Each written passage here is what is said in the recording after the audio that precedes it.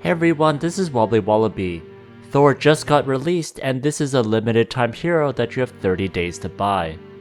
In this video, I'll let you know what tier Thor is and whether I think he's worth buying.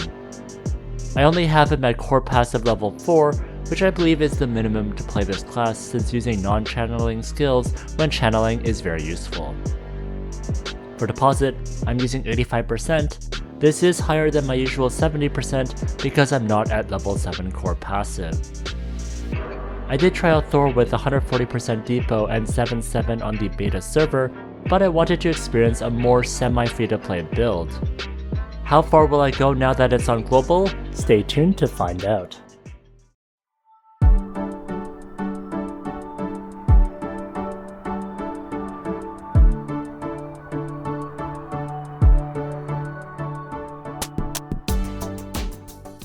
To get Thor, you do need to pay 98 BCC to buy the voucher. This is a limited time paid hero class. In the past, anime collab classes cost 300 BCC, so 98 BCC is quite reasonable. Also, this is the hero class for Novice Guardian. Next for skills, I have Storm Barrier on auto for survivability, Rolling Thunder for dealing damage, and Lightning Power for buffing my wind damage and elemental coefficient. This can stack up to 5 times and last for 60 seconds. Even at core passive level 4, your hammer does a lot of damage while you're channeling skills. Next, here are my advanced ruins. I have second lines for Deity Blessing Ruin, I have second line of Oracle Descent Ruin, I have second line of Dusk Finale Ruin. For the rest of my ruins, nothing too fantastic. Here's my Eternal Soul Star Ruin, here's my Memory of Wind Star Ruin, and here's my Echo of Storm Star Ruin. I recommend using White Blade Ruin for dealing more damage. Thor is a single target killer, so this is really good for it.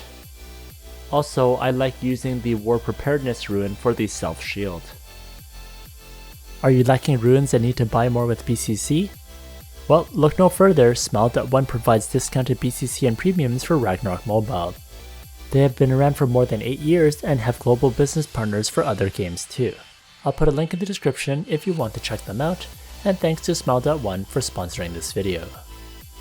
For Relic, I use Lord of Vane for damage. I am going all out on offense for this build.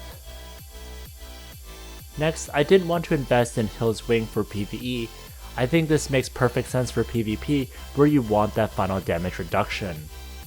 The reason why this works is when you have Storm Barrier on, the Elemental Sense passive makes non-wind damage become wind damage. You can also use the Dokkaebi card to reduce your damage further when in Storm Barrier, but for PvE I prefer to deal damage, not survive. Next, for attributes, I max Strength, Luck, and remaining into Vit and Dex. The Dex is to add more hit. You do need a minimum of 500 hit for Legend instances and PSR.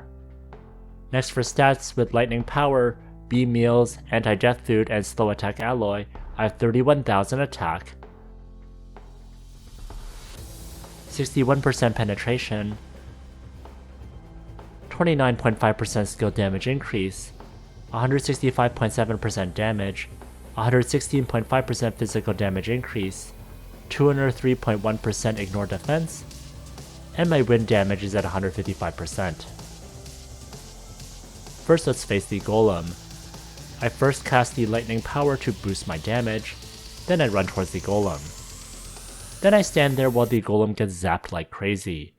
The DPS is very high, and I believe that his high damage multiplier potentially outdamages Rathgricy.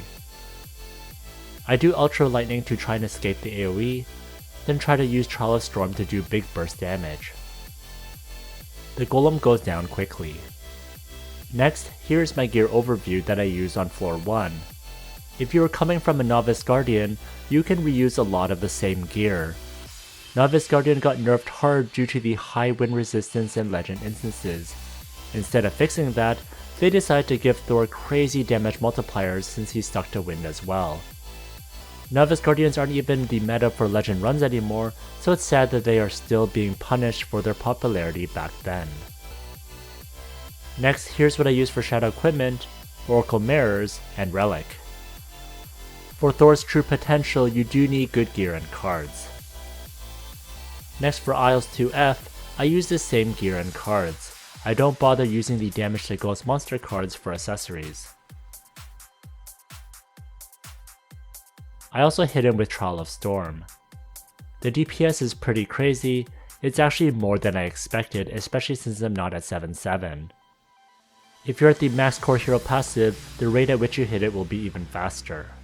It's also great that you can shoot him while your back is turned to him. Down it goes. That was quite fast too. Next is Third Floor. This did take a few attempts. The good thing is at stage 1, you can burst down the captain. This captain hits really hard, so some classes can't deal with the damage and their anti-death food is on cooldown. For stage 2, the times I failed was not luring the boss away. My damage would hit the mobs, and that's one thing I don't like about this class, the targeting is bad. So for this one I try to clear the mobs, then deal with the squid.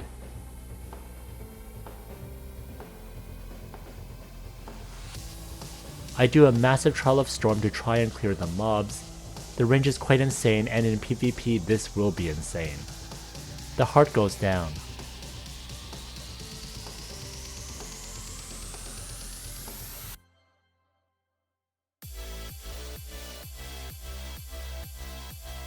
For the final stage, I do some kiting to hit and run. The captain does go down. Just solo clearing Isles alone is quite amazing. This already makes it S tier. Its damage is great, but I still prefer Rathgricy's survivability. Next is the Legend Dragon and Museum. I cast Lightning Power, then run towards the dragon. For the dragon, I need to run around a lot. I found I died a ton if I stayed still. It was easy to get insta-killed, so keep your distance and zap away.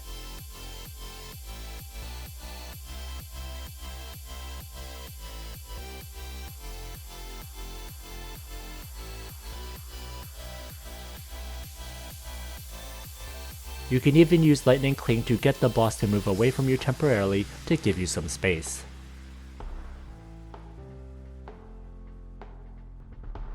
The dragon does go down. I show my gear that I used, and what I did was I swapped the Scarecrow cards to deal more damage to undead monsters. Next for Museum 2F, it was very tough, so I had to use a hurricane controlling alloy for a big boost in wind damage. You must burst down the rook or you're done for. I cast Lightning Power, then run towards the chest boss.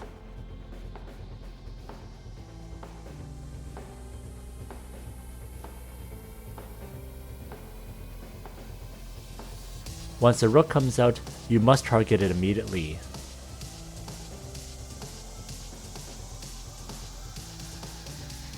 Once the rook is down, I have to stall a bit to make sure I don't die while my anti-death food is on cooldown. Then I zap away. The second time the rook comes out, I walk a bit further to make sure only the rook will get hit.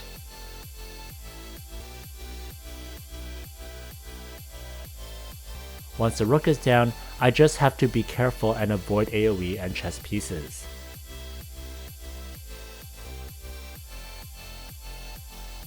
The boss goes down, and this definitely is an S tier class for DPS. Here's the gear. I had swapped in the ghost damaging accessory cards, everything else is the same. The DPS on this class really is insane, especially against single targets. Very few classes can burst down the rook or the boss like that. But even though it did well in Museum and Isles, I found that in PSR it didn't do that well. It is much worse than Rathgricy and Ronin, so I would not recommend this class for this instance. Your damage output just isn't high enough, and it's not very ideal to use wind either. Next is Oracle. I did try to see how it did against mobs. Unfortunately, if you can't insta-kill them with Trial of Storm, killing mobs is painful with Thor. And this would be true for White Star Airship as well. I just don't think it can deal with mobs well enough. Against mobs, even though it didn't meet my expectations, this was the gear that I used. I was trying out a status build with Ore Spirit for offhand, Fear for face, Burn for mouth, and Poison tail. It did better than when I was using my past gear. Overall, I think Thor's DPS is extremely good, but I still prefer Rathgricy's survivability. In terms of damage scaling, I think Ronin still beats it due to its M-Def switch build. It will end up turning your magic attack to something insane. However, if you don't have Ronin and you want to be an MVP killer, Thor is definitely worth buying, and I'm glad I bought it. Are you going to buy Thor? Also, what do you think of this class? Let me know in the comments section. If you enjoyed this video, please like, comment, and subscribe.